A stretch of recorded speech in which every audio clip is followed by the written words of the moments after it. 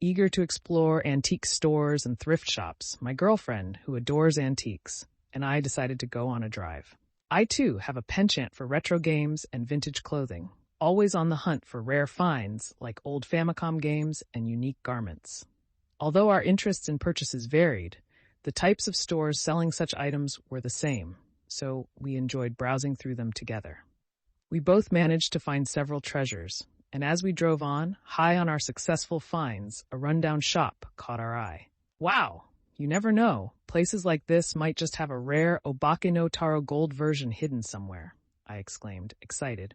My girlfriend, looking unimpressed, followed me into the shop. It was a small, shabby place, about the size of a convenience store, primarily stocked with old books and hardly any furniture or clothes. The only video game in sight was a dusty copy of Ultimate Harakiri Stadium sitting on a shelf, as if placed there as a joke. Just as we were about to leave, my girlfriend let out a gasp of astonishment. Rushing over, I found her standing in front of a basket case crammed with stuffed animals and knickknacks.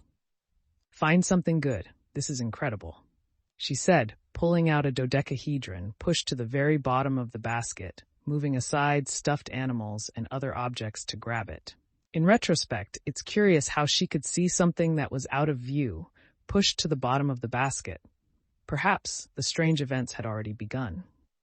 What is this? A collector's item? No, I've never seen it before, but I think I'll buy this ornament. Indeed, the ornament, with its indescribably serene colors, might not have been a bad object to own. If it's cheap, why not? I suggested, taking the dodecahedron to the register. An old man, looking disheartened, was sitting there reading a book. "Excuse me, how much is this?"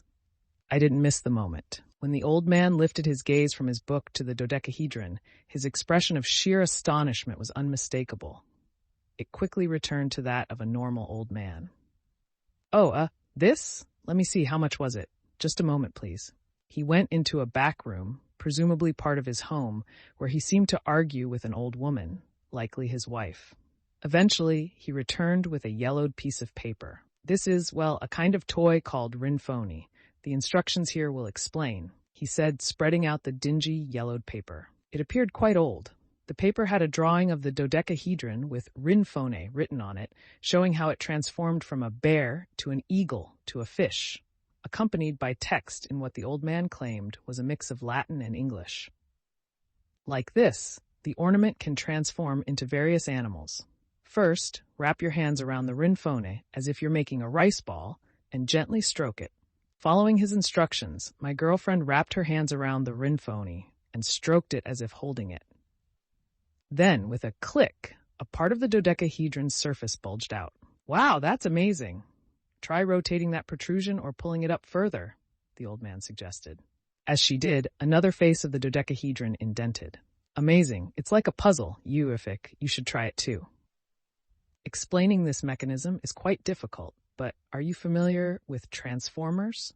Those toys where cassette tapes transform into robots, or guns and trucks become robots. That was a trend back in the day.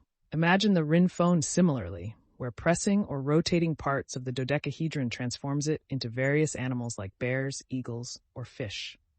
By now, my girlfriend was deeply fascinated by the RINFONE.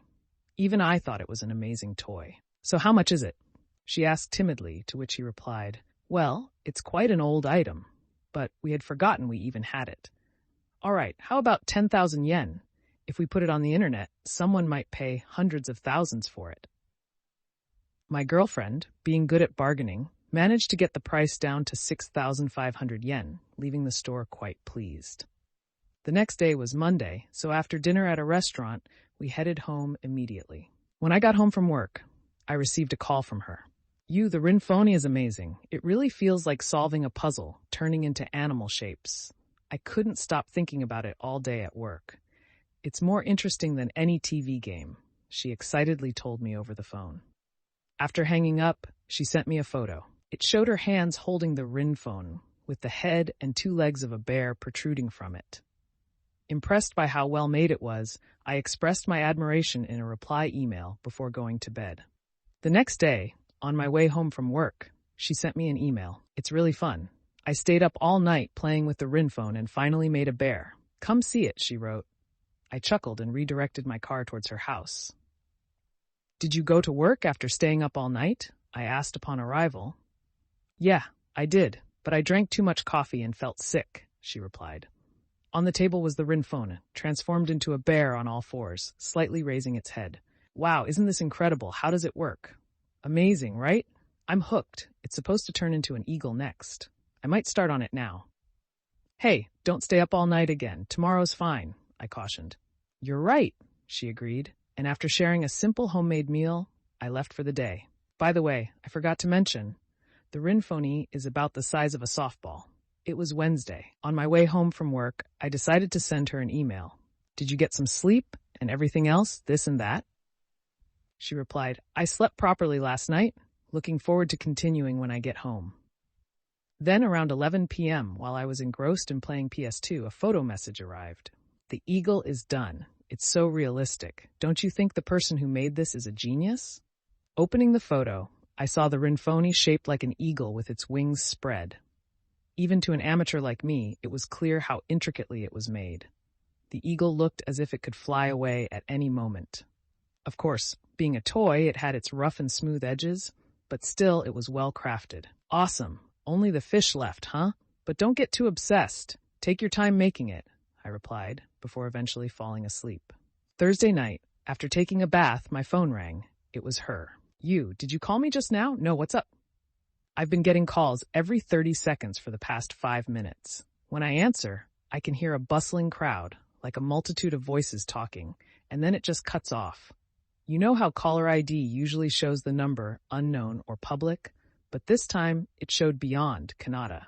I haven't registered anything like it. It's creepy. Really? Should I come over?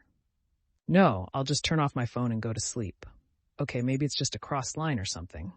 Oh, by the way, how's the RINFONE? Did the fish come out? Ah, it's almost done. I'll lend it to you when it's finished. Yeah, looking forward to it. Friday.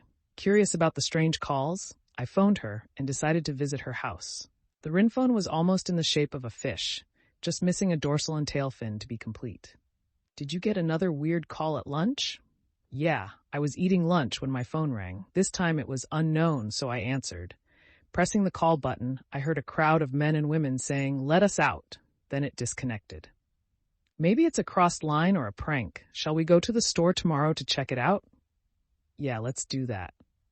After that, we spent time marveling at how amazing the RINFONE toy was, trying to figure out how to make the dorsal and tail fins appear, but couldn't quite get it. We joked about how the final stages must be the hardest, struggling with it until we grew tired. Since the next day was Saturday, and I had brought a change of clothes, I stayed over at her place. I had a disturbing dream. From a dark valley, a crowd of naked men and women were climbing up towards me. I desperately climbed a cliff to escape. Just a little further, just a bit more to reach the top. I was about to be saved. As I reached for the summit, a woman grabbed my foot. "Take me with you." I woke up drenched in sweat. It was just past 5 a.m. Unable to fall back asleep, I lay in bed dazed, waiting for her to wake up. Saturday. We went to the cell phone store, but they couldn't find any significant cause. Then, looking for a change of pace, we decided to get a fortune told. In the city, there was a fortune teller known as Cat Lady, famous for being accurate. She conducted her readings at her home, where she kept many cats. We needed an appointment, so when we called, we were lucky to get a slot for Sunday. We spent the rest of the day shopping and stayed out. Sunday. We arrived at Cat Lady's house in the afternoon and rang the bell. "Yes, we have an appointment. The door is open. Come in." Upon entering, we saw a cat in the hallway. The cat hissed at us and ran away. As we walked down the hallway, we found Cat Lady in a Western-style room, surrounded by cats. The moment we entered, all the cats hissed as if they had seen their mortal enemy and scattered. It was quite unsettling. As we exchanged worried glances, Cat Lady said, "I'm sorry, but please leave." Somewhat irritated, I asked why, and she explained, "I keep many cats because they are sensitive to certain things. They help me distinguish between those who can be read and those who cannot. I've never seen them react like this before." Something clicked in my mind, and I told her about the strange calls to my girlfriend and the nightmare I had. Reluctantly, she said, "I can see something like an animal ornament behind her. Get rid of it immediately." When I asked what was wrong with it, she turned away, saying, "Please, just go. I don't want to say or see more." My girlfriend turned pale. Persistently, I pressed, "What is it? Is it cursed, like something you often find with antiques?" After repeatedly asking, Cat Lady stood up and declared, "That is a condensed miniature version of hell. A gateway to hell. Throw it away. Leave. The money is. We don't need it." The terror on Cat Lady's face at that moment was the scariest thing of all. When we returned to her house that day, we immediately wrapped the RINFONE and the yellowed instructions in newspaper, sealed it with duct tape, and threw it in the garbage. Eventually, the trash was collected, and since then, nothing strange has occurred. Weeks later, while at her house, my girlfriend, who also enjoys anagrams, started with a piece of paper and a pen. You know, RINFONE spells inferno if you rearrange the letters. Perhaps just a coincidence, or maybe not. Ha ha ha, surely just a coincidence. I wonder what would have happened if we'd completed the fish. Ha ha ha! All I could muster was a dry laugh. I prayed unconsciously that it would be disposed of properly at the garbage facility, and that there wouldn't be a second one.